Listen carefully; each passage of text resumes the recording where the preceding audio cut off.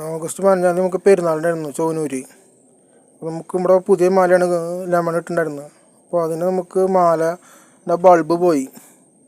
ഇതൊക്കെ പോയ ബൾബുകളാണ്. ഇപ്പോൾ ഒരു 4-5 മാലയത്തെ ബൾബാണ് പോയിട്ടുണ്ടായിരുന്നത്.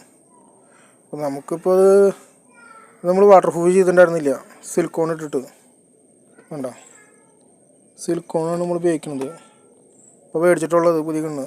അപ്പോൾ നമ്മൾ അതിട്ടിപ്പോൾ ചെയ്യണത് ഇത് നമ്മളിപ്പോൾ ഒരു 24 മണിക്കൂർ നമ്മൾ വീട്ടിലിട്ട് ടെസ്റ്റ് ചെയ്താണ് മാല പോകണ്ടെന്ന് നോക്കാൻ വേണ്ടിയിട്ട്. അപ്പോൾ നോക്കുമ്പോൾ റെസിൻസാണ് പോയത്. ഇത് 330 ഓംസാണ് കേട്ടോ.